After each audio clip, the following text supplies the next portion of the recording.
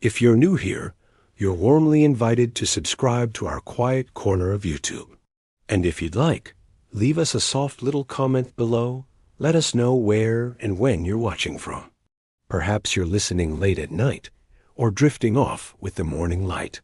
Or perhaps you clicked by mistake while searching for cat videos. Don't worry, you're safe to stay. Cats have been distracting humans since the Middle Ages anyway. Tonight, we'll be wandering back through the Roman Empire, not in the whirlwind of gladiators or senators or great military conquests, but with a gentler eye on something much more modest and far more constant, something coarse and grainy, something that clinked into a wooden bowl or was handed out in precise rations under a hot Mediterranean sun: salt, and more specifically, the long, often misunderstood story of how Roman soldiers were paid. You may have heard the phrase, "worth his salt," or the idea that Roman legions were compensated with literal handfuls of salt. It's a compelling image, sweaty centurions queuing for their briny stipend. But the truth is, as it often is in history, a bit more complicated and slower. Over the next 2 hours, we'll follow the quiet trail of the Roman military pay system. We'll examine the value of salt, yes, but also coins, logistics, inflation, and even retirement packages. There will be no great battles tonight. Only ledgers, rations, and a quiet rustling of coin purses through the centuries. Let your mind slow with the rhythm of ancient footsteps, the kind that marched for months and measured time in sunrises and satchels. And now, in a transition so smooth you'll barely notice it, let us begin. Not with a soldier, but with the salt itself. Imagine yourself in the Roman countryside.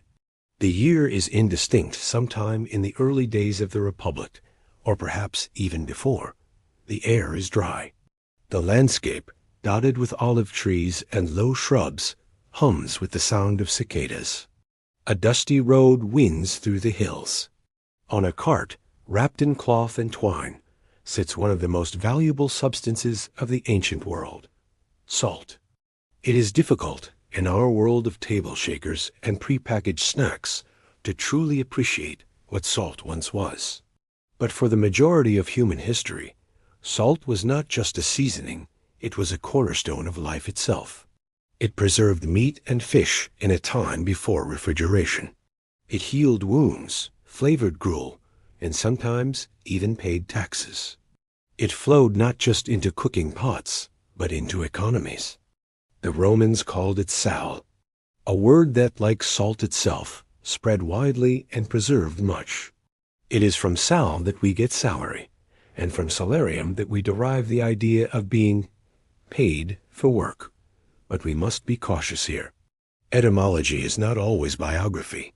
The salt did not always flow literally. Still, the significance of salt in the Roman world was immense. The Via Salaria, the salt road, ran from the salt pans at the mouth of the Tiber to the hills of Sabinum. This route predated even Rome itself, winding through territory where early Italic tribes traded and quarreled. Salt was carried on mules and carts, its grains more precious than they looked. It was sometimes used ceremonially, scattered on offerings or rubbed into wounds. You may find it strange that something so simple held such value. But value, after all, is often a matter of need and control. Salt preserved food, and food was life. In desert regions, salt loss could kill. In colder climates, salted fish kept sailors alive through long winters. To have salt was to hold power, quiet, granular, crystalline power. The Roman state understood this early on. It controlled salt production through the publicani, a class of contractors and tax farmers. Salt pans near Ostia were maintained under tight oversight. Prices were regulated, distribution monitored. It is not too far a stretch to say that the Roman government kept a firm, salted grip on this commodity. And as the empire expanded, so too did its salt infrastructure. Galleys carried it. Soldiers guarded it. Roads were built for it. The Via Salaria was only one of many. In North Africa, brine pits shimmered under the sun. In Gaul, Celtic tribes traded blocks of salt with Roman merchants, at times uneasily, at times enthusiastically. This was not unique to Rome, of course. Egyptians had salted fish by the Nile. Chinese dynasties levied salt taxes. But Rome institutionalized it, gave it a bureaucratic weight, brought it under ledger and seal. And so we begin here, with a mineral that was not just sprinkled, but weighed, measured, guarded, and fought over. A mineral that could make a dull pot of barley edible or keep an army fed for months. Salt, the quiet currency of ancient logistics. As we drift gently forward, we'll see how this salty foundation formed part of something more formal, the first whispers of military compensation. For even soldiers, stoic, sunburnt, and sometimes bored, expected something in return for their service. A coin, perhaps, or a pinch of something briny and white. Let us gently leave behind the dusty salt roads of Sabinum and allow our thoughts to settle into the broader rhythms of Roman military life. Not the glamorous, triumphal kind, but the early, somewhat haphazard version, when Rome was still figuring out how to be Rome. Imagine for a moment a young republic, a scattering of hills along the Tiber River. The temples are modest, the aqueducts have not yet arched across the landscape, and the legions, those famed military machines, are not yet quite so professional. They are, in fact, citizen soldiers, called up when needed, sent home when not, rather like reluctant weekend volunteers, but with more javelins. In the very earliest days of Rome, there was no such thing as regular military pay. War, in those times, was considered a civic duty, a contribution to the republic, like voting or building roads, except with a higher risk of being speared. Men brought their own weapons, their own food, their own tunics, often of questionable quality. The wealthier a citizen, the better equipped he might be, and Roman military structure reflected this. Soldiers were classified not by skill or age, but by how much property they owned. The more land you held, the more armor you were expected to wear. A rather efficient way to ensure the richest had the most to lose, and perhaps to protect. There were, of course, costs. Campaigns lasted longer than expected. Armies marched farther than intended, sometimes into unfamiliar territories, where local inns were unavailable, and the goats looked at you with suspicion. Soldiers, being human, began to feel that perhaps, just perhaps, some form of compensation would be appropriate. The first recorded military pay stipendium appears around 406 BCE, during the siege of Veii, a rather lengthy military affair against the Etruscans that stretched on for 10 years. A decade of fighting for a small patch of land and a bit of regional pride. The Roman state, finally acknowledging that perhaps a soldier's time was worth something more than patriotic fervor, introduced a daily wage.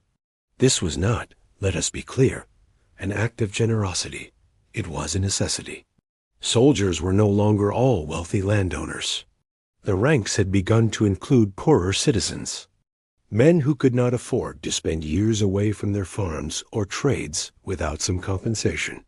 And Rome, eager for expansion, could not afford to lose manpower over such a trifle as starvation. And so the stipendium was born. It was not lavish, nor always reliable, but it was formal recorded in state accounts and distributed, in theory, at regular intervals. Soldiers would be paid in coin, assuming there was coin available. On occasion, they might be compensated in kind, perhaps with food or land grants after a campaign. And always, there were deductions. For equipment, for rations, for camp maintenance. The army, it seems, was very good at payroll ... particularly the subtracting part. Still, this marked a turning point. Rome began to shift from a volunteer militia to a more professional military force, one that could fight longer, march farther, and be sent off to distant provinces with the promise, though not the guarantee, of regular pay. It is tempting to imagine a line of Roman soldiers queuing patiently before a paymaster's tent, helmets tucked under their arms, sandals dusty from the road, as coins clink into their outstretched hands. And perhaps, on occasion, this scene unfolded. But more often, the system was messy. Coins had to be transported across difficult terrain. Theft and mismanagement were not uncommon. And sometimes, when the treasury ran dry, pay was delayed. Yet even a delayed promise is a kind of glue. It holds men together, encourages discipline, fosters loyalty, not necessarily to the idea of Rome, but to the idea of eventually being paid. By the time of the Punic Wars, military pay was an established part of Roman policy. Soldiers expected their stipendium. And commanders' men, like Scipio Africanus, learned to use pay as a tool, not just a necessity. A way to build morale, reward bravery, and ensure loyalty in far-off lands where Roman authority was stretched thin. Of course, the actual value of that pay fluctuated. Inflation was a problem, even in the ancient world, though the term cost of living adjustment would not be invented for some time. Soldiers might receive 225 denarii per year, in the late Republic less than a modern fast food job, and with considerably more risk of being impaled. Still, the system persisted. It evolved. It became institutionalized. And at the root of it all, quietly, sat a word: salarium. Not salt, not directly, but the notion that salt or the salt allowance once given to soldiers to purchase their own, or to preserve their rations, had formed a metaphorical seed. And that seed, over centuries, would grow into the concept of salary. But that, of course, is a tale for the next part. For now, let your thoughts drift across time to a simple Roman camp. Rows of leather tents, fires smoldering in low pits, a clerk with a wax tablet frowning over figures, soldiers waiting their turn, half listening for the jingle of coin. This steady rhythm of life under canvas and command. A world where compensation had begun to take shape and where salt still played a quiet role. Let us now return to that word, salarium. It is perhaps one of the most enduring gifts the Roman military has given to modern language. A word that finds its way onto payslips, bank statements, and job listings. A quiet, persistent relic from a time when soldiers trudged across continents with shields on their backs and salt in their rations. You've likely heard the popular phrase perhaps in a trivia night, or the quieter corners of the internet, that Roman soldiers were paid in salt. It's a compelling notion, isn't it? Visually satisfying, tactile even. You might picture a centurion holding out a bronze bowl, receiving his weekly share of coarse white crystals, then trudging off to season his lentils or barter for olives. It has a certain rustic poetry, but as with many things in history, it's also not quite accurate. The idea that Roman soldiers were literally paid in salt is more legend than fact. There is, as far as our calm and dusty sources reveal, no solid evidence that salt itself was used as a formal currency in military pay. It was certainly valuable. It was essential. But it was not, in a literal sense, clinking into the purses of legionaries. Instead, the connection between salt and salary lies more in metaphor and logistics than in cold, salted transaction. The word salarium may have originally referred not to payment in salt, but to an allowance given to soldiers so that they could purchase salt themselves. Salt, as we have already wandered through, was necessary for preserving food, particularly meat, and for replacing minerals lost during long marches under the Mediterranean sun. In this view, the salarium was a kind of supply stipend akin to a per diem, earmarked for salty necessities. Over time, the word drifted, as words tend to do. What began as a specific term for a ration or supply bonus expanded, softened, and eventually came to mean regular military compensation more broadly. Language is, if nothing else, a slow and stubborn river. It winds and seeps and wears away the hard edges of definition. And in this case, salarium became, quite simply, salary. But myths are sticky, especially ones that sound tidy in a headline or a TikTok video. The image of Roman soldiers being literally paid in salt is just vivid enough to lodge itself in the imagination. And so it lingers, like a whisper in the background of a history classroom, or a fun fact in the margin of a quiz app. To be fair, salt was occasionally used as a kind of exchange item in certain times and places. In the Roman world, salt might be traded in local markets, particularly in regions where coinage was sparse or where salt was especially rare. In some African and Asian economies, salt blocks were used like coins well into the medieval period, but not for Roman military payroll. That, as far as records can tell us, was handled in metal coins, primarily bronze. Silver, and later, debased silver that was more optimistic than valuable. Still, the symbolic connection between salt and compensation remains fascinating and persistent. Think of the phrases we still use today. Worth his salt. A compliment, implying competence and value. A person who earns their keep. A phrase that traveled from antiquity to the present without ever losing its quietly salted center. Or consider how closely Roman logistics tied salt to survival. In army camps, salt was stored carefully, guarded, accounted for. It was not used frivolously. A pinch might be added to food, but the real value lay in its preservation properties. Salted meat could be marched hundreds of miles. A soldier with salted rations was a soldier who could travel far and live longer. It is no great leap, then, for the concept of salt to become entangled with the concept of value. Imagine again a Roman clerk, seated on a folding stool under the shade of an awning. He scratches notes into a wax tablet with a stylus. His records list not only coins distributed, but supplies issued, cloaks, sandals, ration kits, and yes, salt. In the grand accounting ledgers of empire, salt mattered, even if it wasn't counted as a coin. And perhaps this is where myth and nuance meet, not in the literal, but in the symbolic. Salt may not have clinked into the soldiers' purses, but it stood for something essential, something preserved, something quietly sustaining. It is no small thing to be linked with life itself, to sit in language like a grain buried deep in a loaf, unseen but not unfelt. So the next time someone repeats the old claim that Roman soldiers were paid in salt, you might offer a soft correction, not a rebuke, just a clarification, calmly offered. That no, they weren't paid in salt exactly, but salt was certainly part of the story.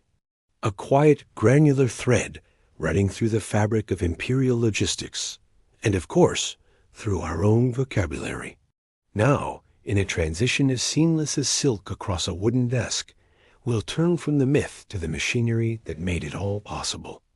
Roads, storage, trade routes, and the quietly powerful infrastructure of Roman salt. Let us now wander gently away from words and etymology, and into something far more tangible: dusty roads, state-run saltworks, and the quiet clatter of cartwheels. To truly understand why salt held such symbolic and practical weight in the Roman world, we must consider the remarkable infrastructure that surrounded it. Because Rome, even in its earliest days, was not merely a city of soldiers and senators, it was a logistical masterpiece. A civilization of roads and records, of measured grains and marked boundaries. Salt, as it turns out, was right at home in this world. Let us begin with the Via Salaria, literally, the Salt Road. This ancient route ran from the mouth of the Tiber River near Ostia, inland toward the central uplands of Italy. Before Rome had stone forums or marble bathhouses, it had this road. It is one of the oldest roads in Italy, predating Roman dominance, and was originally used by the Sabines, an Italic tribe, who may or may not have enjoyed being absorbed into Roman culture, depending on the century. The Via Salaria allowed salt to travel from the coastal marshes, where it was harvested, up into the hills and valleys where it was needed. It may seem strange now to imagine a highway built around something as humble as salt, but consider again its value, its necessity. Salted food does not spoil in the same way fresh meat does. It can survive the journey of an army. It can endure a harsh winter. It can be stored, traded, taxed, or rationed. In a pre-refrigeration world, salt was stability in crystal form. And so, like grain, it demanded infrastructure. Along the Via Salaria and other routes, Rome established stations, rest stops of sorts, some of which catered to salt traders, tax officials, and supply caravans. These outposts helped ensure that movement of salt was controlled, taxed, and when necessary, protected by soldiers. In times of political instability or war, salt caravans were known to be escorted by armed guards.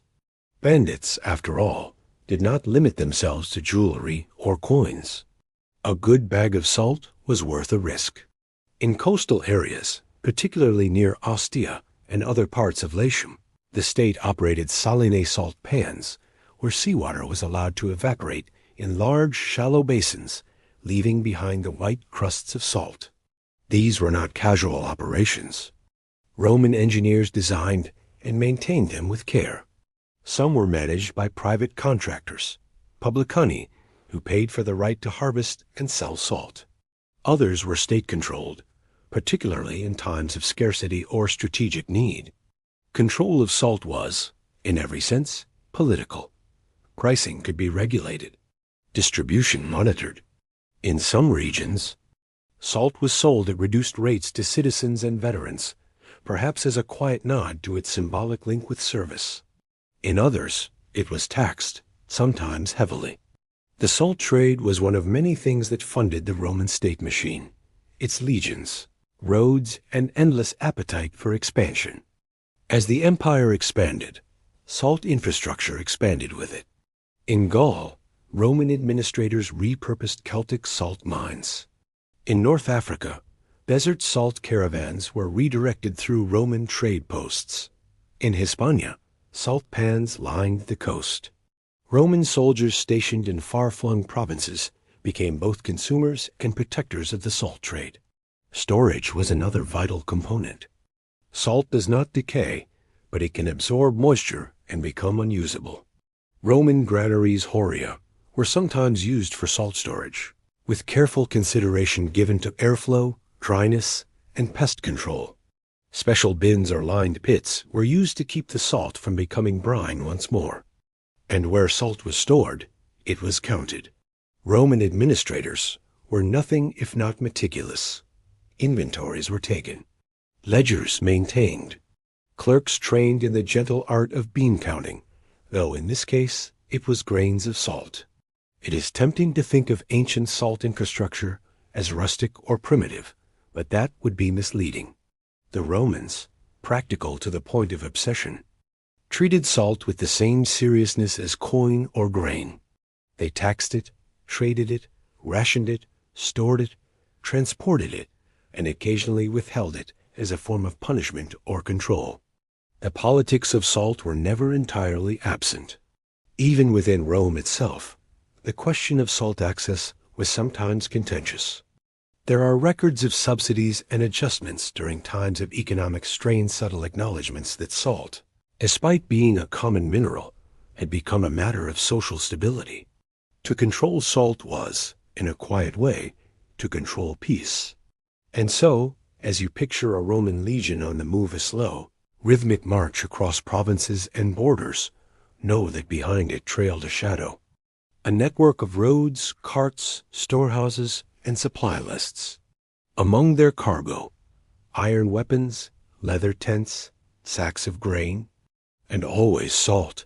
It was not glamorous. It was not dramatic. But it was necessary. Now, as we ease our way into the next chapter of this gently unfolding narrative, let us shift from the salt itself to the men who marched beside it, their money, their daily lives, their campfire markets. For salt, while critical, was only one small part of a soldier's economic world. And Roman soldiers, as we'll soon see, were rarely idle when it came to coin.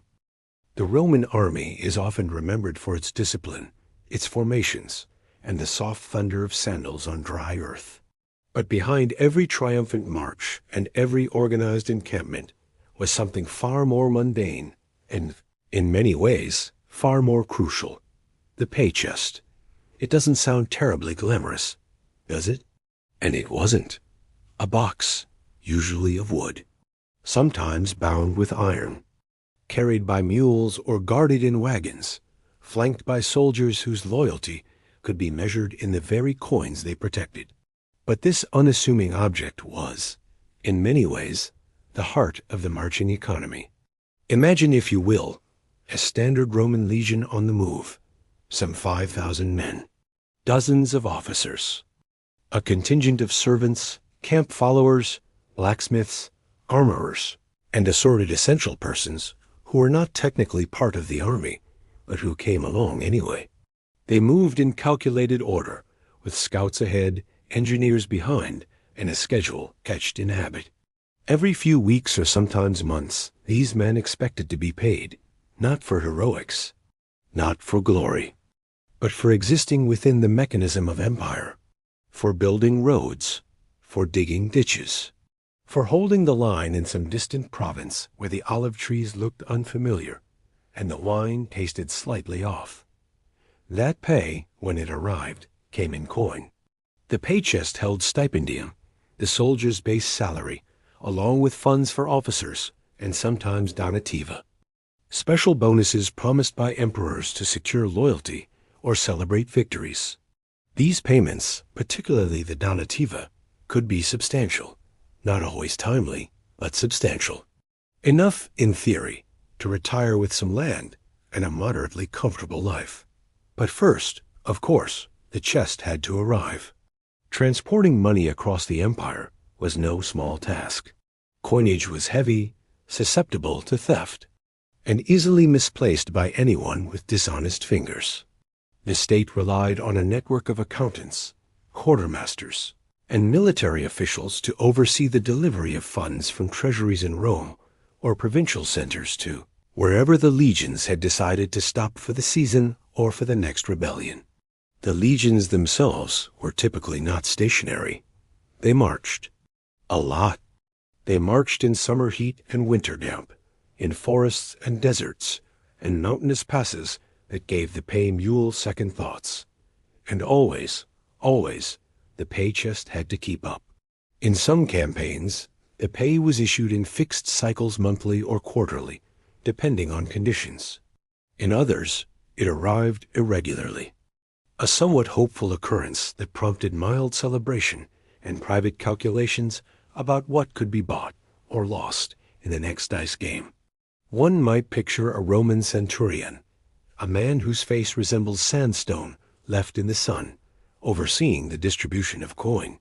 Soldiers lined up, handed over their wooden identification tablets, perhaps a wax-sealed chit. A clerk made a mark. Coins were handed out, not many, mind you, and always with deductions, for uniforms, for meals, for bedding, for replacement gear when a gladius broke or a helmet got dented by an overly enthusiastic barbarian. What was left over, the soldier might pocket, or bury in a hidden pouch within his tent, or lose to a friendly game of tally-knuckle-bone dice, and then grumble about for several days. The actual coins used were most often denarii silver coins, typically weighing just over 3 grams, though that would change over the centuries. As inflation took its quiet toll and emperors discovered the art of debasement, the silver content dropped. But early on, the denarius was sound, reliable, a little heavy in the hand, and comforting. Each legion had its own quaestor, a financial officer responsible for handling large sums, overseeing expenses, and maintaining records that were, one hopes, not too creative. The quaestor often worked with the librarius, a kind of military scribe who tallied names, amounts, and what we might now call payroll discrepancies. The whole process was not without problems. Funds could be delayed due to poor weather, bandits, corrupt officials, or simple miscalculation. There are scattered records of entire legions going unpaid for months, sometimes years, which had predictable effects on morale.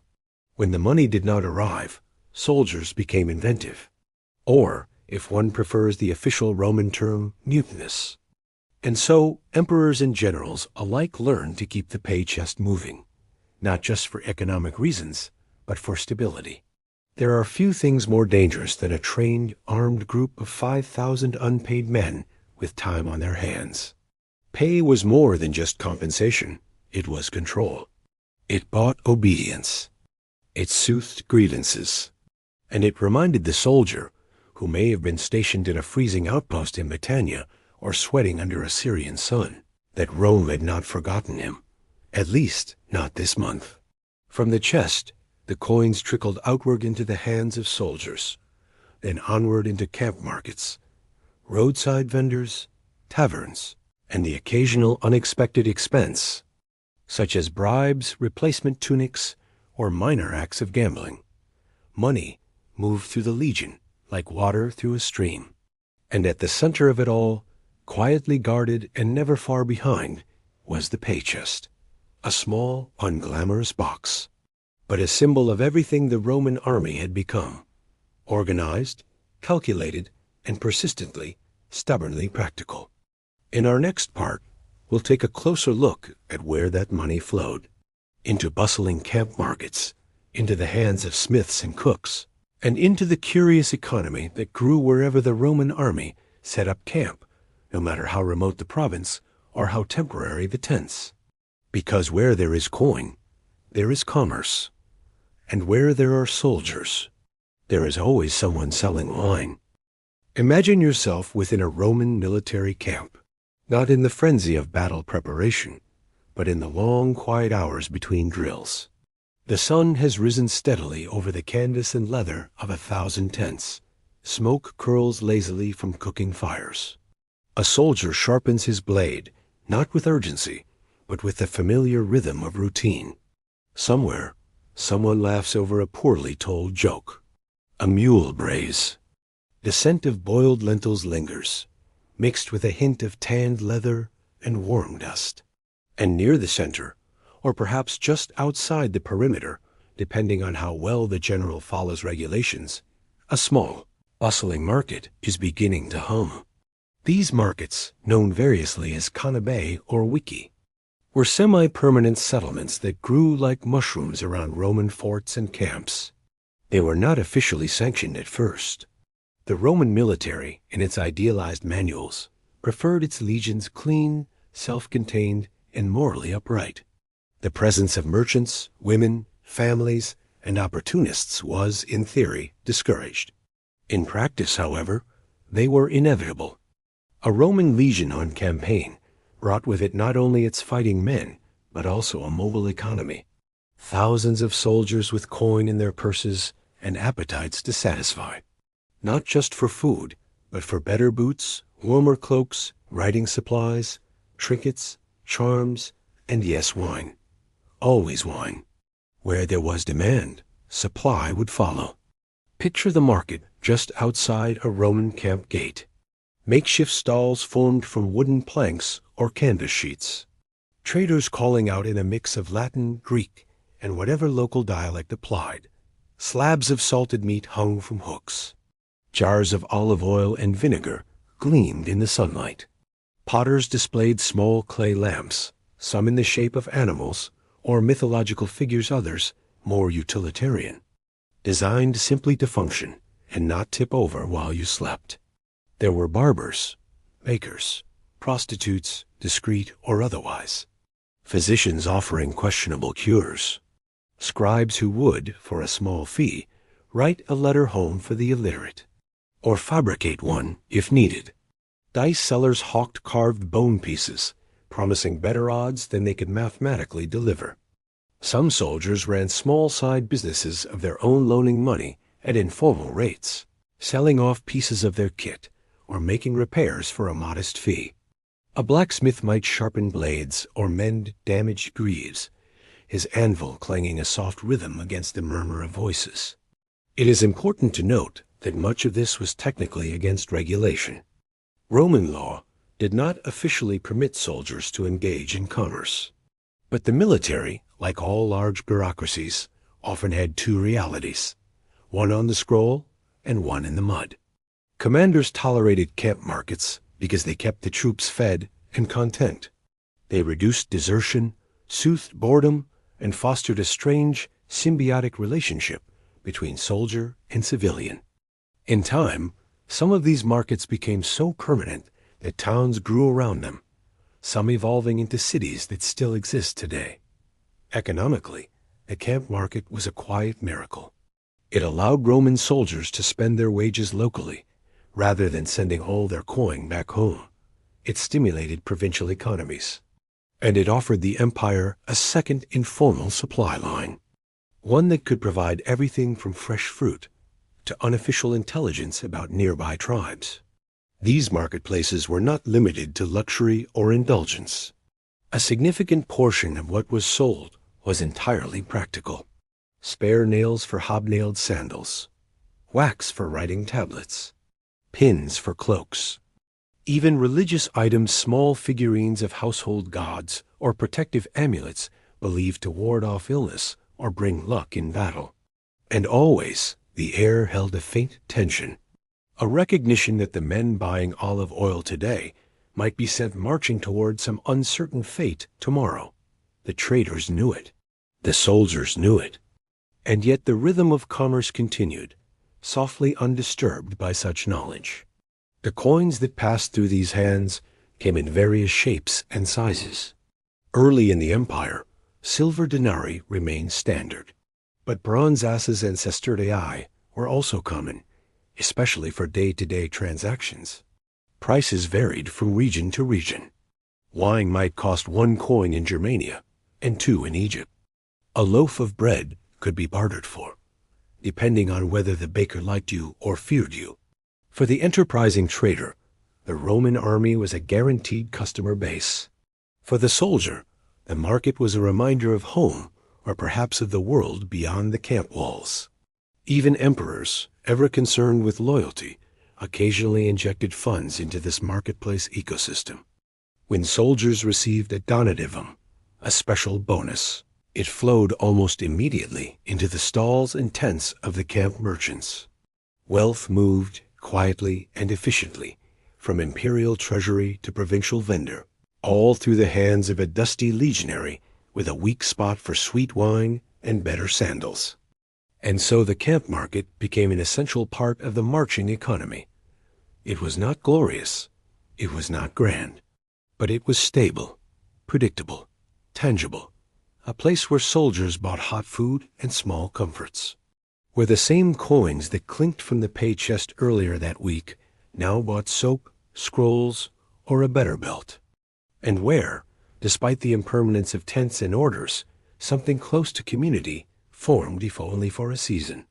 In our next part, we'll explore the more formal elements of military pay, the stipendium. Yes, but also the donativum and other imperial gestures. Payments not just for service, but for loyalty, for silence, for support in the shifting sands of Roman politics. Because in the Roman Empire, as in many places still today, money had a habit of speaking louder than law. Picture the scene again. A Roman military camp, orderly and quiet in the late afternoon. Dust hangs lazily in the air. A clerk stands under a makeshift awning, scratching out figures on a wax tablet. Nearby, soldiers loiter in the shade, waiting for something that might come today, or tomorrow, or next month. Payday, or at least one version of it. The Roman military compensation system was more layered than one might think. There was the regular pay calculated, if not always punctual, salary known as the stipendium. But there was also something else, something less official and more powerful. The donativum. Let us begin, calmly and dutifully, with the more modest of the two. The stipendium was, in essence, a soldier's wage. It was introduced during the early Republic, and over time became a cornerstone of the Roman military system. It was paid in coin, usually in silver denarii, and issued in scheduled intervals. In theory, it was meant to support the soldier's basic needs and reward his service. In practice, it did a decent job of the first, and a somewhat inconsistent job of the second. The amount varied over time. In the late Republic, a common legionary might receive 225 denarii per year, eventually increased to 300 under Julius Caesar. Later emperors raised the amount again, sometimes in real terms, and sometimes just to keep up with inflation. Septimius Severus, for example, increased pay substantially, possibly because he owed his rise to power to the army's support. More on that ... delicately in a moment. Stipendium was expected. It was part of the rhythm of military life. It provided a foundation for budgeting, if one can imagine a Roman soldier budgeting with any formality. Many likely did, others less so. Yet the stipendium was not always sufficient. Equipment deductions, food costs, and unofficial taxes from commanding officers could nibble away at it until there was little left to send home or save. A soldier's pay might look generous on paper, but in reality, it often slipped through his fingers, spent on market wares, lost to dice, or simply absorbed by the demands of daily life. And so, to supplement this regular pay, Rome had a second tool, the donativum. This term, meaning quite literally a gift, was not built into the structure of military wages. It was not guaranteed, nor always expected. But when it arrived with fanfare, or, more often, with political calculation. The donativum was paid by the emperor or aspiring emperor directly to the troops, sometimes to the entire army, sometimes to a select group, such as the Praetorian Guard. It was, to be blunt, a bribe. Though, of course, the Roman sources rarely used that word. They preferred more polite phrasing: gratitude, recognition, reward for loyalty. The sums varied wildly. Some were modest 1 or 2 years' worth of stipendium. Others were astonishing. When Claudius was elevated to emperor, he reportedly paid the Praetorians 15,000 sesterces per man, not out of generosity, but because they had just declared him emperor, and he was, understandably, eager to keep their support. This became a recurring feature of imperial politics. An emperor, newly crowned, would bestow a donativum upon the army as a way of saying thank you, or please don't kill me, or perhaps both. The soldiers naturally came to expect it. Over time, donativa became less about unexpected reward and more about ritualized transaction. Support for the emperor in exchange for silver, sometimes gold. The Praetorian Guard, the emperor's personal bodyguard, and occasional kingmaker were especially influential in this regard.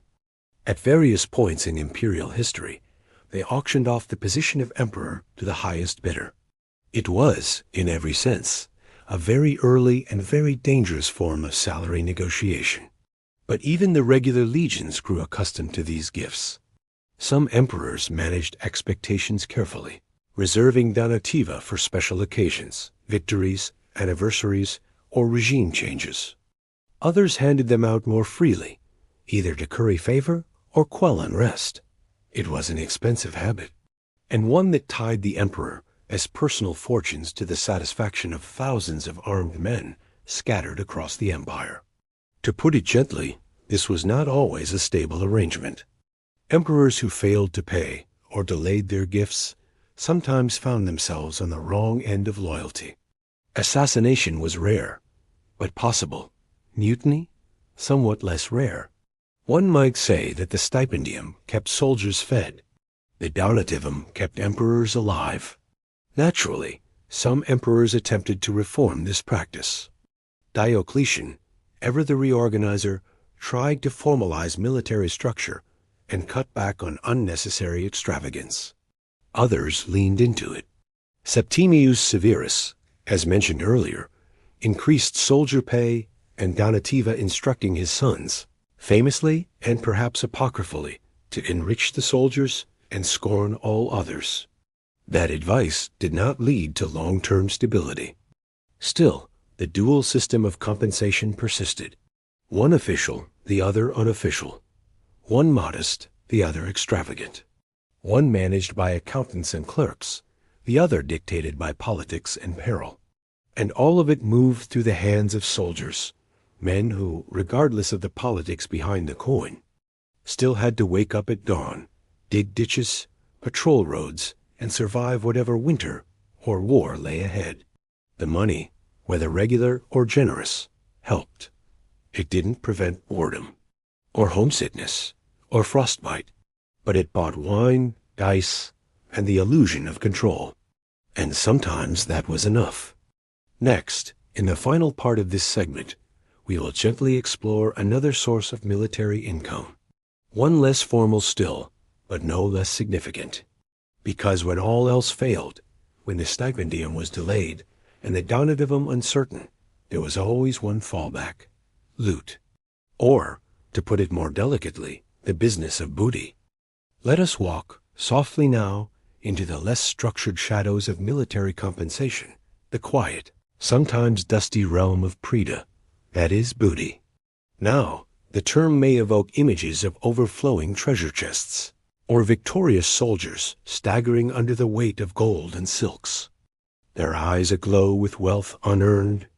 And while such scenes may have occurred, albeit less dramatically and with more logistical paperwork, the reality was often more mundane.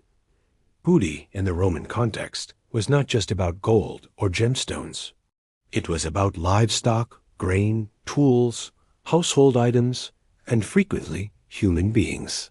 But let us begin with the system behind the spectacle.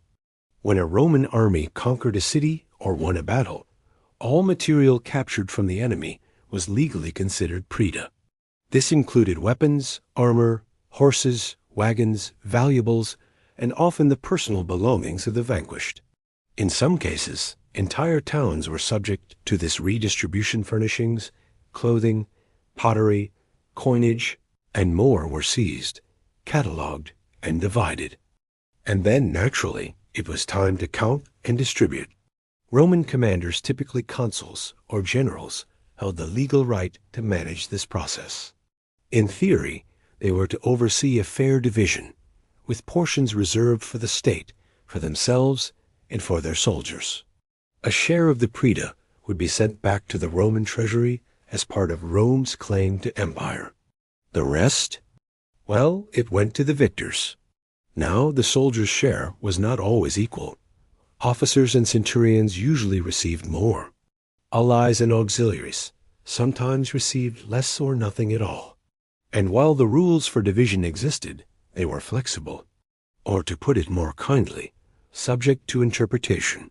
After particularly lucrative victories, the spoils could be significant. A single campaign might yield tens of thousands of denarii worth of materials, particularly in the East, where wealth was, quite literally, on display in temples and palaces. Generals returning from such conquests occasionally staged triumphs in Rome's ceremonial parades filled with captured treasure, painted depictions of battles, chained prisoners, and the occasional elephant. For the average legionary, these events translated into cash bonuses. A well-fought campaign could result in windfall, enough perhaps to buy land, pay off debts, or retire early, though more often it went toward wine, gifts, or debts owed to lenders back in the camp. More frequently, though, the rewards were modest: a bundle of cloth, a goat, a few denarii from the sale of communal plunder. Soldiers might find themselves hauling livestock or counting coins in foreign currencies, quietly wondering what the exchange rate was in the next province. And of course, there were darker profits. Prisoners taken in battle, especially non-citizens, were often sold into slavery. The proceeds from such sales were distributed among the army. This was not considered unusual. It was simply part of war. A troubling reminder that for the Roman soldier, economics and ethics were often separated by a coin purse. Still, there was an undeniable practicality to this system. Booty gave soldiers an immediate incentive. It encouraged aggression. Yes, but it also allowed Rome to fund its armies without entirely bankrupting the state. The soldiers, in theory, paid themselves. Some commanders became known for generosity in distributing plunder. Julius Caesar, notably, was careful to reward his troops after major victories, often distributing spoils in a calculated performance of loyalty. Augustus, more politically cautious, preferred state-controlled distributions limiting personal enrichment to maintain discipline. Naturally, not every campaign yielded riches. Many did not. Some ended in retreat, others in long occupations, during which opportunities for plunder were slim and mostly limited to boredom-induced thievery. In those moments, the promise of booty turned sour another empty hope, another dusty march, another long season of waiting for coin that never came. Occasionally, soldiers took matters into their own hands, looting beyond orders, claiming spoils from villages without authorization.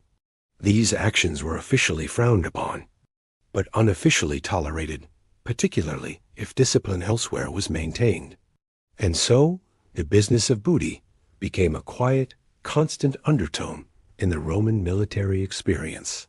Not formal pay, not a guaranteed donativum, but a third form of compensation, irregular, unpredictable, and tinged with moral ambiguity. It was something you could not count on, but something you always hoped for. And in an army that could march for years without seeing home, hope, however rough-edged, was its own kind of currency. As we conclude this segment and drift into the next, we shift our gaze from the imperial mechanisms and political strategies to something more personal. The soldier as life on his wage. What could a Roman legionary actually afford?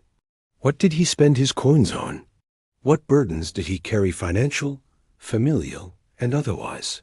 Because pay, after all, is not just about coins received. It is about what those coins can do, and often what they cannot. Imagine for a moment a Roman soldier returning to camp after a long march. His tunic is dusted with the pale powder of an unfamiliar province. His boots are worn.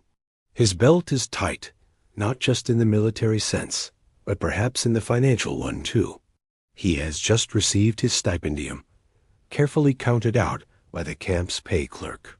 It's a small bundle of coins, perhaps a mix of silver denarii, bronze asses, maybe a copper quadrans or two, slipped in for rounding's sake. He weighs the purse in his hand. Not heavy, but enough to buy some comforts. Enough, perhaps, to send a little home, though not as much as he hoped.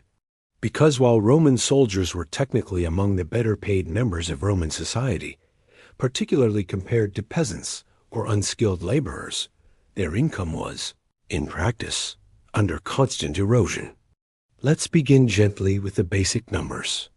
In the early empire, under Augustus, the base pay for a common soldier was 225 denarii per year. Julius Caesar had raised it to that figure, possibly in a moment of political calculation. Later emperors would increase it again. Domitian brought it to 300, and Septimius Severus to 500. These raises were meaningful, especially in light of inflation. But the real purchasing power of those coins was a complicated affair. Deductions were common. Equipment and food were not always fully subsidized. A soldier might find that his actual disposable income, the amount he could spend on personal needs, was closer to a third or half of his official salary. Now, what could one buy with a denarius? A single denarius could pay for a basic meal of bread, wine, and beans for 2 or 3 people, a clay oil lamp, undecorated, serviceable, a cheap bottle of provincial wine, perhaps the kind that made you question your choices by the next morning, entry into a public bath, plus a towel rental if you were feeling indulgent, half a chicken, or, if you were lucky, a very small whole one. Not exactly riches. If a soldier wanted something nicer, say, a pair of good leather sandals, a decent wool cloak, or a bronze fibula, a kind of brooch, he might need to save for several weeks. More luxurious goods, like jewelry, imported spices, or fine pottery were out of reach for the average legionary unless he had a side business, or had been particularly lucky in the booty lottery discussed earlier. Still, even within these limitations, spending choices varied widely. Some soldiers lived frugally. They budgeted. They repaired their own gear. They abstained from gambling. These were the sorts of men who sent money home to families, or tucked it away in clay jars, buried discreetly beneath their tents. Others, shall we say, took a more optimistic approach to budgeting. Gambling was endemic in Roman camps. Dice games, tali or alia, were common diversions, and while some played casually, others risked entire pay packets on the fall of a carved bone.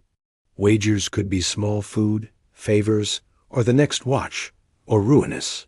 There are scattered stories of soldiers who lost everything. Not just money, but gear.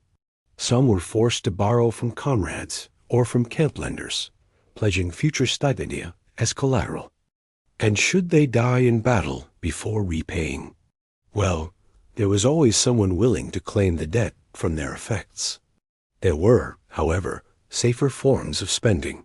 Many soldiers purchased tools for personal use, knives, cooking pots, rooming kits.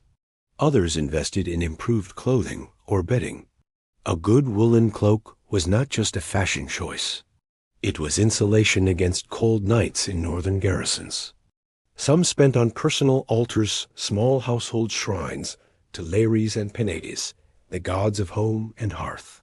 These might be modest, a figurine, a carved stone, a votive dish. But they represented more than decoration. They were emotional investments, ties to a life outside the military camp. Others found more transient comforts: women, drink, food beyond the rations. While official Roman military policy discouraged relationships, many soldiers formed unions with local women unofficial marriages that, while not legally recognized, were socially tolerated. Supporting such a household, even a modest one, meant that a soldier's pay stretched thinner still. Those stationed long-term in provinces with towns nearby often found their money flowing quietly into the local economy. Bakers, innkeepers, blacksmiths, entertainers.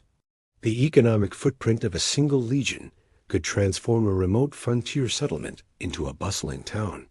But saving was always the challenge. The Roman army did not offer structured savings plans, but some soldiers did squirrel away coin in hoards.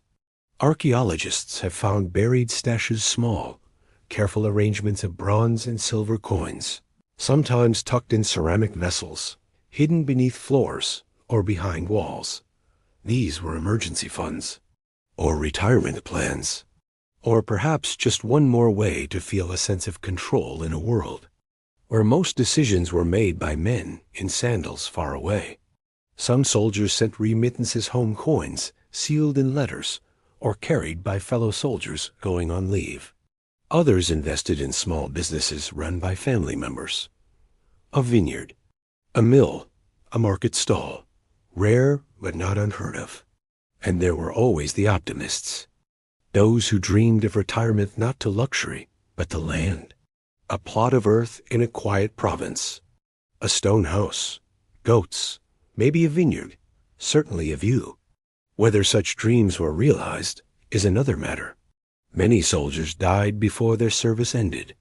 Others found that promised land grants were smaller than expected or located in less than ideal neighborhoods, such as swampy frontiers or regions previously inhabited by people who were still a little bitter about Roman conquest.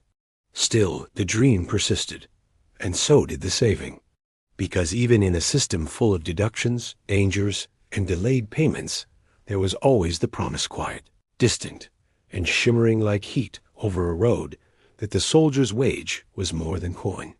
It was a bridge, from the battlefield to something quieter, from a tent in Germania to a hearth in Campania, from the edge of empire to home. In our next part, we'll examine the burdens soldiers carried beyond their spending, the deductions, the hidden taxes, the quiet reality that the soldier's pay was not entirely his own, because when the stipendium arrived, so too did the math. And Roman math, as it turns out, could be surprisingly creative. The Roman soldier, often imagined as a solitary figure disciplined grim, marching through mud and marble alike, was rarely as alone as the official records liked to pretend. Though the army projected an image of single, unattached men entirely devoted to Mars and the glory of Rome, reality as ever was somewhat messier. Soldiers had families, relationships, children, some legally sanctioned, others quietly tolerated. And all of them, in one way or another, were affected by the soldier's pay. And before we reach the heartwarming stories of love letters and saved coin, we must first speak gently of deductions. Yes, the Roman stipendium, that carefully counted annual salary, arrived already somewhat deflated. First, there were the official deductions. These were not hidden. They were, in fact, baked directly into the system. Soldiers were required to pay for a variety of necessities, even as one might naively assume the army would provide for free. Weapons, for example, uniforms, food, camp supplies, and on occasion, one's own burial costs paid in advance as a sort of morbid subscription service. A soldier might begin the year with 300 denarii, only to see a portion quietly disappear, a deduction for his rations, another for replacement sandals, a fee for damaged equipment, perhaps a spear cracked in training, or a dented helmet blamed on careless storage, and occasionally expenses related to the maintenance of camp infrastructure, which may or may not have involved real work being done. Some deductions were reasonable, others less so. The Roman army was an institution, and like many large institutions, it had a talent for quietly charging its members for their own participation. Then there were the informal deductions. Officers might levy contributions for gifts to the commander, or for festivals, or simply for their own amusement. These practices were rarely written down, but frequently experienced. And so, the soldier's real income, after deductions, might be barely half of what it appeared to be. Now, one might ask, why endure this? Why continue? And the answer, partly, lies in attachment, not just to empire or honor, but to family. Despite regulations banning legal marriage for soldiers, during their service, particularly during the early imperial period, many soldiers formed long-term partnerships. These relationships, while unofficial in Roman law, were entirely real in the lived experience of legionaries. Women lived in and around military camps, especially in the Wiki, the informal settlements that bloomed wherever legions stayed for any length of time. Some were traders, midwives, cooks. Others were partners' wives in all but paperwork. They bore children, ran households, and offered some semblance of normal life amid the noise and dust of the military machine. And they needed support. Soldiers often directed part of their pay to their partners. This might be a regular amount, sent through informal couriers or trusted fellow soldiers. Or it might be occasional a pouch of coins handed over before a campaign, with promises to return soon, sometimes fulfilled, sometimes not. The army turned a mostly blind eye to these arrangements. It was easier that way. Better to allow quiet families to exist just outside official recognition than to enforce a rule that would only create resentment. These unofficial families could create financial strain. Children needed clothes, food, care, and while some soldiers had wives who worked running stalls in the camp markets, for example, many relied heavily on the soldiers' wages. Then there were aging parents back home, siblings, relatives in need. Some soldiers sent money to their families in the Italian countryside or distant provinces. Remittances, though informal, were a significant part of how Roman military pay circulated through the empire. And then, of course, there were loans. Ah, yes, military lending. A quiet, constant undercurrent of the soldier's economic life. If a soldier's deductions were too heavy, if his gambling losses were regrettable, or if he needed to send more home than he had on hand, There were always men willing to help, for a fee. Moneylenders followed the army like shadows. Some were locals from provincial towns. Others were fellow soldiers, enterprising centurions with a knack for arithmetic and a cold sense of interest rates. Loans were usually small, but not insignificant. A few denarii here, a dozen there, always with the understanding that repayment would come from the next stipendium. And if the soldier fell in battle before repayment, well, his gear would be sold, his tent emptied, his debt quietly absorbed from the spoils of his absence. There was no formal insurance. Still, soldiers managed. They adapted. Some budgeted carefully, balancing deductions with support for loved ones. Others borrowed, gambled, hoped.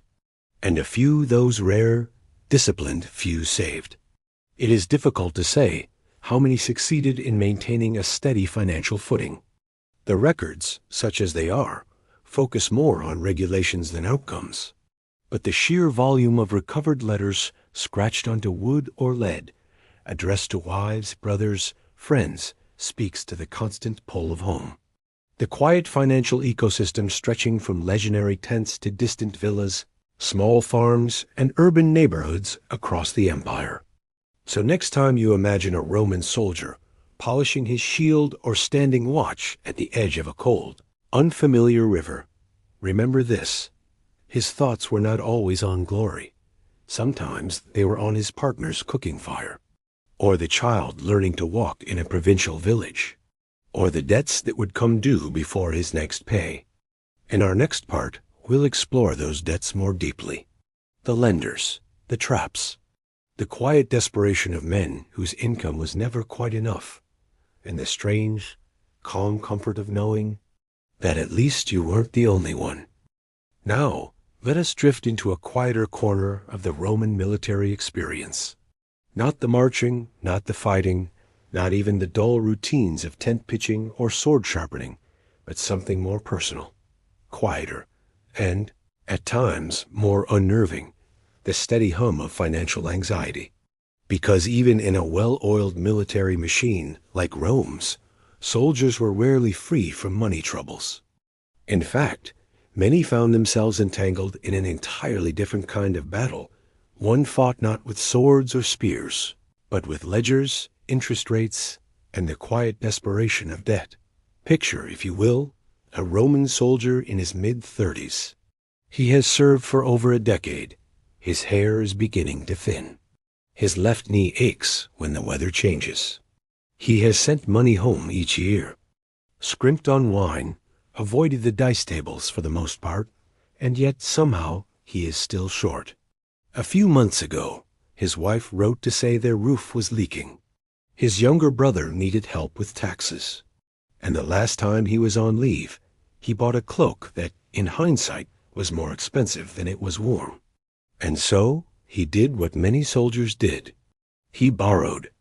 Lending in Roman military life was not new, nor especially frowned upon.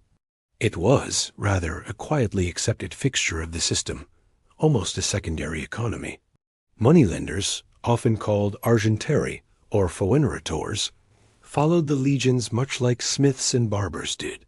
Where coin gathered, so too did those who knew how to lend it, always with interest, and often with charm.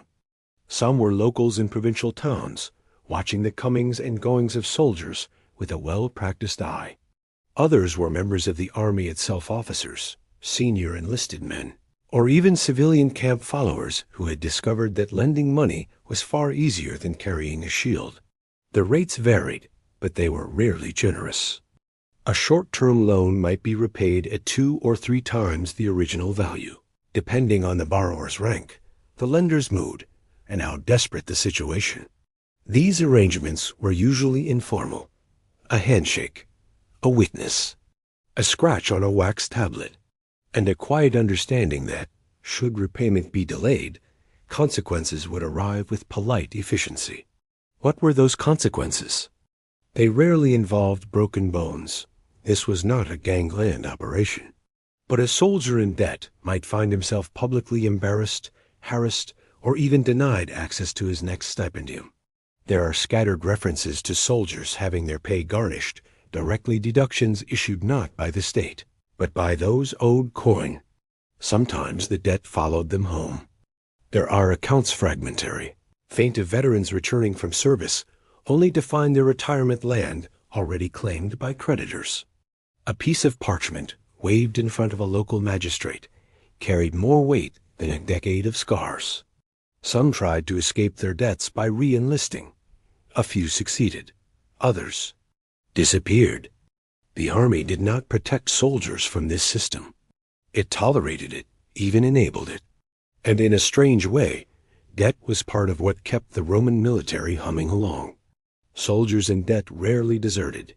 They had too much to lose, too many dependents, too many obligations. Debt was a leash, made not of leather or chain, but of promise. The promise of future pay, of a final donativum, of land at the end. And sometimes that promise was enough to keep a soldier moving, step by step, year by year. Of course, not every soldier fell into debt. Some managed their finances with a calm and meticulous hand. They tracked expenses, avoided lenders, and built quiet fortunes of their own. A few became moneylenders themselves, watching their comrades with a calculating eye, ready to offer help for a modest return. These soldier lenders were often respected, if slightly feared. They were the ones who could afford better gear, better wine, who smiled faintly when the pay chest arrived, knowing that a portion of it would soon pass through their own hands. But most soldiers fell somewhere in the middle, not destitute, not rich, just surviving, navigating the slow erosion of their income with quiet endurance, hoping perhaps for a windfall, a generous commander, a lucky game of dice, or just the absence of bad luck for a while. Financial misery in the Roman army rarely arrived in waves. It came like a slow drizzle, a steady trickle of small losses, quiet expenses, unexpected obligations, a worn-out boot, a sick child, a lost pouch of coins, a debt once small, now twice its size. And yet the soldier carried on, because the system expected him to, and because, in the end, there was still hope, however faint, however delayed. In our next and final part of this segment, we'll follow that hope to its logical destination: retirement, the land grants, the pensions, the soft promise that someday the soldier would no longer march, but would instead rest, perhaps in a modest villa, with olives on the table and his own vineyard stretching down the hillside. It was not always true, but it was often enough to keep marching for. Now, let us follow our weary legionary to the final phase of his long service. Imagine him older now, his gait slowed not by hesitation, but by the familiar stiffness of years under armor. His hair is thinner, his sword rarely drawn, and his thoughts increasingly preoccupied with one thing: retirement. After 25 years of service, more or less, depending on the century and the emperor, a Roman legionary was, in theory, eligible for discharge. An honus demissio, an honorable release from service. A phrase so soft in Latin, so gentle on the tongue, and so deeply yearned for by every man who had dug his share of ditches and stood his share of watch. The reward for this service? A mixture of money, land, and something less tangible, but no less valuable: the right to stop marching. Let us begin, as always, with the practical. In the early days of the empire, retiring soldiers were typically granted a lump sum payment, a kind of pension, though without the structured elegance of modern systems. Augustus, ever the bureaucratic reformer, introduced a formal retirement bonus known as the premium militia. It was generous for its time, around 3,000 denarii, enough to buy a modest farm or set up a small shop. It was, in effect, the empire's way of saying thank you. And also, please don't revolt. Later emperors adjusted the amount, some increasing it to keep soldiers happy, others struggling to fund it at all. At times, there were shortfalls, payments delayed. promises made with more confidence than coin. In lieu of money, or sometimes in addition to it, land grants were offered. This is where things become rather textured. Retired soldiers might be granted a plot of land in a colony, a settlement often built on former military outposts. These plots were rarely in Italy. More often, they were in the provinces Pannonia, Gaul, Hispania, parts of North Africa. The locations were not always desirable. They were, however, symbolic. The Roman government had a habit of planting veterans like seeds across the empire, loyal seeds in loyal soil. Veterans became settlers, neighbors, farmers, a quiet presence of Roman order in lands that had once resisted it. It was strategic, but also, for many, a genuine opportunity. Some soldiers took to farming well, others not so much. Managing a small estate after years of command structure and rationed meals required a certain adaptability. Cattle do not respond well to orders shouted in parade ground Latin.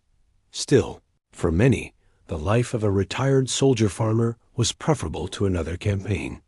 And then, of course, there were the veterans who settled not on land, but in towns. These men often used their premium to buy a modest home or invest in a business, a tavern, a smithy, a transportation venture using contacts from their army days. A surprising number became local officials, town clerks, market inspectors, or minor magistrates. Military service carried with it a kind of prestige, particularly in the provinces. Some veterans returned to their families, taking up a quiet life with the women and children they had supported through years of coin and longing letters. Others, less attached, started new families or tried to. A Roman soldier with a pension was a practical match, not rich, but steady, and often still strong enough to build a house without hiring help. And yet, not all retirements were golden. Some soldiers returned home only to find it changed or gone. Land seized, family scattered, a brother who no longer remembered his face. Others found that the promised land was in a territory barely pacified, full of unfamiliar customs and neighbors who smiled with wary eyes. Still others never made it to retirement. The math of life expectancy and military service did not always align. For those who did, however, the retirement ceremony was a moment of real significance. A discharge certificate was granted, often inscribed on bronze. These documents, called diplomata, recorded the soldier's name, unit, years of service, and legal privileges, most notably the granting of Roman citizenship if the soldier had not been born with it. These certificates were treasured, worn around the neck, hidden in walls, buried with their owners, because in a world of shifting borders, loyalty was rewarded not only with coin, but with identity. And so, a soldier might retire to a quiet life, a life of careful budgeting, of tending vines, of telling stories to grandchildren who barely believed that their grandfather had once crossed rivers in armor, stood guard on Hadrian's wall, or seen elephants in Parthia. It wasn't always peaceful, and it wasn't always prosperous, but it was, for many, enough. A patch of land, a warm cloak, a stool by the fire, the knowledge that they had served, that they had earned their rest, and maybe, just maybe, that the empire would remember. In our next segment, we'll shift our gaze from the individual to the system. We'll examine how the economy of military pay changed over time, how inflation crept in, how silver became thin, and how even the best-laid ledgers could be undone by empire-wide crisis. Because, as with all things Roman, the center did not always hold, and the value of a coin was never quite as firm as it looked. If the early empire was an age of bronze eagles and disciplined order, then the 3rd century CE was something else entirely, less a stately march and more a slow, staggering lurch. It was a time when emperors changed with unsettling frequency, often by sword. Borders grew porous. Epidemics swept through cities. Civil wars ignited like brush fires. And through it all, the Roman military continued to march, to dig, to fight, and to demand its pay. This was the period modern historians, with their usual understatement, call the crisis of the 3rd century, a period lasting roughly from 235 to 284 CE. And if one were to summarize it in financial terms, one might say, not great. Let us wander quietly into that age and examine how a collapsing economy strained the very system that held the army together. As we discussed in the previous part, coinage had been steadily debased for decades. The silver denarius was a memory. The Antoninianus, introduced as a bold innovation, was now little more than a copper disk with a silver blush. Inflation was no longer creeping, it was galloping. And soldiers, being the backbone of imperial power, were keenly aware of the situation. Their pay, while technically increasing in raw numbers, was losing real value faster than emperors lost their thrones. The state responded with improvisation. Some commanders began paying their troops with requisitioned goods, grain, livestock, clothing. Others handed out land grants earlier than planned, or promised larger donativa upon victorious campaigns. But many promises rang hollow. The empire, fractured and weary, could not keep up with its own obligations. Supply chains broke down. Provincial governors, once loyal, began issuing their own currency. In the Gallic Empire, a breakaway state covering modern day, France and parts of Germany, coins were minted with striking confidence and depressingly little silver.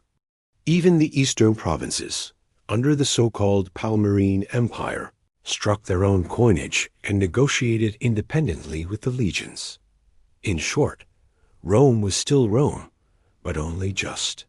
In this climate, military pay became as much a political tool as an economic one. Emperors rose and fell on the loyalty of soldiers. And soldiers, increasingly, began to understand their leverage. The army was no longer just a fighting force. It was the kingmaker, the arbiter of succession, the empire's most dangerous employer. Emperors who failed to secure military loyalty, through timely payment, sufficient plunder, or generous donativa, often found themselves abruptly retired, usually with a blade. Consider the unfortunate Emperor Popinus, whose name, though amusing to modern ears, was of no comfort at the time. He ruled for a few tense weeks in 238 CE, despite his best efforts to secure the treasury and pay the troops. He was murdered by the Praetorian Guard, who were feeling overlooked. Then there was Emperor Philip the Arab, who lavished coins on the army to maintain support only to be overthrown by Decius, who tried to introduce moral reform alongside fiscal reform. Neither of them lasted long. It was not that soldiers were fickle. It was that their needs were real and unmet. Many had not been paid in full for months. Others watched as their purchasing power vanished. The coin in their hands was lighter, their rations thinner, their tents older.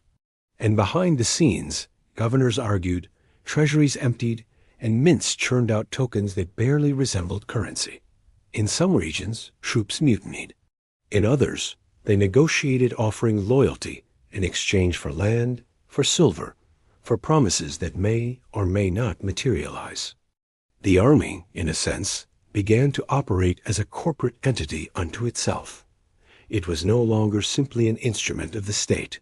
It was the state, or at least, that part of the state that still functioned. Meanwhile, the general population bore the weight of this financial instability in quieter ways. Taxes were levied in kind grain, oil, animals. Farmers abandoned their land. Urban elites, long the backbone of Roman civic life, withdrew from public duty as costs rose and returns fell. Inflation eroded class distinctions. The poor became poorer, the rich slightly less rich, and considerably more anxious. And through it all, the soldier persisted. He still stood at the frontiers, still marched, still trained. But his loyalty could no longer be taken for granted. It had to be purchased, not with slogans or symbols, but with coin. real coin, or failing that, real food. The crisis of the 3rd century laid bare the fragility of Rome's military economy. It showed that a pay system built on trust and silver could not survive on memory alone, that even the strongest legions required sustenance, structure, and stability. By the end of the century, the empire was a patchwork of reforms, exhausted cities, and ambitious generals. But it was still standing, just. And into that uncertainty came a man named Diocletian, with sharp eyes, sharper reforms, and a talent for organization that, while not particularly exciting, would prove stabilizing. In our next part, we'll explore his reforms, how he tried to fix the failing system, standardize pay, revalue currency, and perhaps, in the softest whisper of administrative efficiency, save the empire, or at least delay its fall. Imagine, if you will, a Roman denarius freshly struck, cool to the touch, gleaming with that soft metallic sheen that speaks of value and weight. On one side, the emperor's face stares off with distant serenity. On the other, perhaps a god or a symbol of victory, a reminder of Rome's ideals. Now imagine this same coin a century later, thinner, paler, with a slight chalky tint. The same face, perhaps, but the coin, somehow, doesn't feel the same. Because it isn't. The Roman monetary system, like the empire itself, began strong, reliable, rooted in silver. But over the centuries, and particularly during the chaotic years of the 3rd century CE, it began to unravel not suddenly, but slowly, like fabric fraying at the edges, like silver being stretched just a little too thin. To begin gently, we must return to the early empire. The denarius, introduced by the Republic and continued under Augustus, was a dependable coin. It weighed just over 3 grams, composed of about 95 to 98% silver. A soldier could feel its heft and know what it was worth. Its purchasing power was consistent, its weight trusted. But empires, as it turns out, are expensive, and Rome was no exception. Maintaining distant garrisons, paying ever-growing legions, funding public games, bribing political support, rebuilding cities after fires, earthquakes, or civil wars. The imperial coffers were deep, but not bottomless. And so, sometime around the mid-2nd century CE, a quiet shift began. The state, ever so gently, began to reduce the silver content in its coinage, a practice known, even in antiquity, as debasement. The reasons were simple. By lowering the silver content, Rome could mint more coins from the same amount of metal.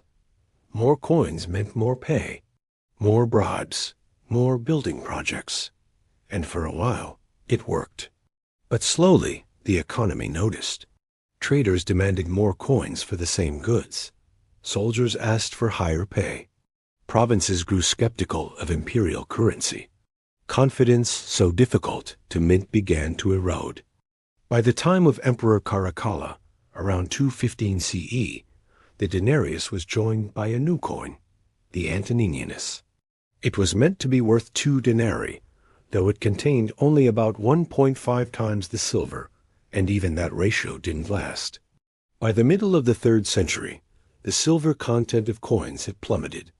Some issues contained as little as 2 to 5% silver. The rest was bronze or copper, with a quick silver wash to give the illusion of value, a kind of monetary cosmetics. But the wash wore off, often within days. And when it did, the truth was revealed. The coin was not what it claimed to be. This, naturally, affected the soldier most of all. He was still being paid often, in greater numbers of coins, but those coins bought less and less. What had once been a year's supply of wine was now enough for a week. A wool cloak that had cost 3 denarii now cost 12. Prices in provincial markets soared. Some sellers refused imperial coinage altogether, preferring barter or local silver. The stipendium increased on paper. Emperors such as Septimius Severus and later Aurelian raised military pay in response to unrest and inflation. But the raises were often offset by the continued debasement. A soldier might receive more coins, but their weight in real silver, what economists today might call their intrinsic value, was laughably low. Even donativa, once prized, became suspect. Lavish sums promised by emperors were paid in debased coin. Soldiers, always pragmatic, began to view imperial generosity with a mixture of appreciation and resignation. Because what mattered now was not how many coins you held, but what they could buy. The economic instability rippled through all corners of Roman life. Tax collectors demanded payment in kind grain, oil, livestock, because coinage had become unreliable. Landowners hoarded silver. Trade slowed, and among the legions, discontent simmered. Some emperors attempted reforms. Aurelian introduced new coins with improved content and stricter minting regulations. Diocletian would later issue sweeping reforms, establishing price controls and reorganizing the monetary system entirely. But the damage had been done. Trust in the currency had frayed. The silver coin had shrunk, not just in metal, but in meaning.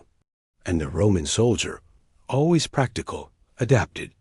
He weighed his coins more often, bargained harder, sent less money home, focused more on securing goods directly salt, grain, tools rather than relying on coinage. In some regions, the army began to issue goods as partial payment, a return, in a quiet way, to the very system from which salary had once evolved. But the symbolism was clear. The Roman soldier no longer carried silver as a sign of service. He carried promises. Thin, faded promises, washed in silver and hope. And in our next part, we will explore the wider consequences of this decay, how inflation, debasement, and financial strain brought new pressures to the military system itself. Because when a soldier's pay grows uncertain, so too does his loyalty. As the 3rd century wheezed to a close coins tarnished, provinces fractured, and soldiers eyeing their commanders with thin patience, Rome found itself teetering between collapse and reconfiguration. It was at this juncture that Diocletian arrived, not with fanfare or poetry, but with spreadsheets. Figurative ones, of course. But the energy was the same. Diocletian, who ruled from 284 to 305 CE, was not a man of half measures. He did not seek to restore the past so much as impose order on the present.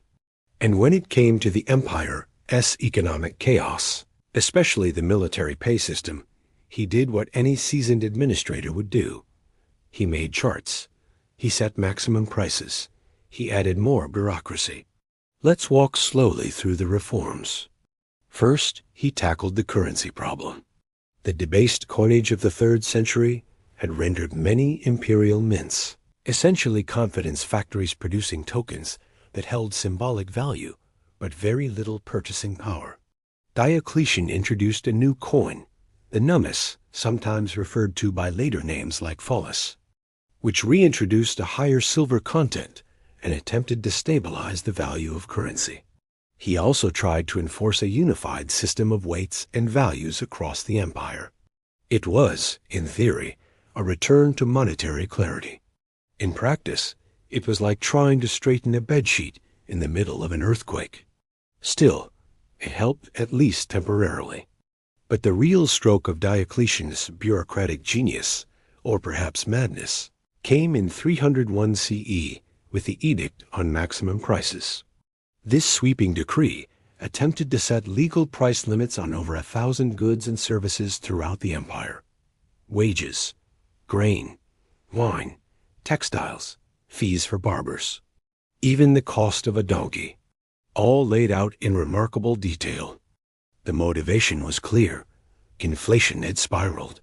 Soldiers were being paid in coin that couldn't buy bread, and merchants were raising prices in anticipation of further coin decay. The edict was meant to restore fairness, a return to proportion, a calming of the storm. It didn't work. Merchants ignored the edict. Soldiers continued to complain. And the empire discovered, as many would after, that price controls are difficult to enforce across a territory stretching from the British Isles to the sands of Arabia. Still, Diocletian's efforts did not go unnoticed. He reorganized the military into smaller, more mobile units, comitatenses and limitanae, increased recruitment, and most importantly for our purposes, began tying military pay more directly to in-kind support, food, clothing, land usage. In short, he tried to make the coins secondary. Instead of relying on a fixed silver content that no longer existed, Diocletian leaned into a tax and supply system where the empire collected goods from the populace and distributed them to the army. Grain from Gaul, olive oil from Hispania, wool cloaks from Egypt. Soldiers were paid in part with necessities. Warmth, bread, shelter. It was not glamorous, but it was stable. Then came Constantine, Diocletian's successor in reform, if not temperament. Where Diocletian favored structured rule and retirement in an orderly villa, Constantine preferred dramatic gestures, new capitals, divine visions, and of course, Christianity. But Constantine also understood coinage. In 312 CE, he introduced the solidus, a gold coin with high purity and stable value. Unlike the silver denarius, which had faded into a kind of economic ghost, the solidus endured. In fact, it would remain the foundation of Byzantine currency for nearly 1,000 years. The solidus was not for common use.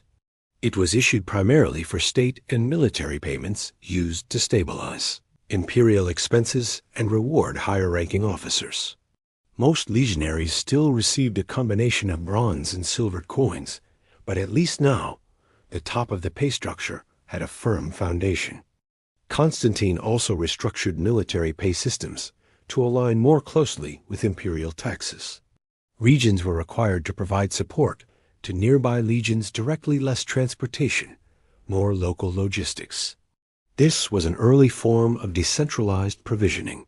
In some cases, pay was calculated not in coin at all, but in anona, a unit of supply, typically referring to grain. A soldier might be paid X anona per year redeemable as actual food or as the equivalent value in state services.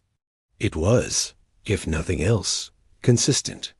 Between Diocletian and Constantine, the military economy shifted from a cash-based to a goods-based model. Soldiers became, in essence, part of a logistics loop.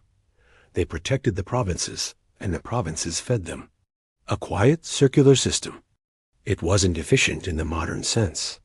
It relied heavily on local administrators, honest transport, and careful record-keeping, three things Rome could not always guarantee.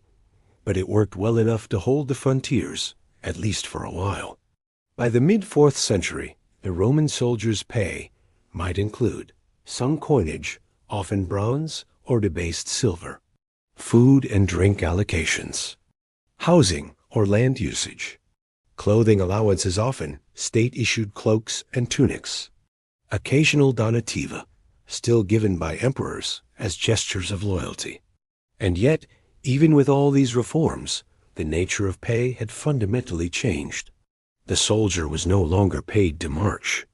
He was paid to stay, to guard the edges, to maintain the quiet hum of empire, to function more like a cog than a conqueror.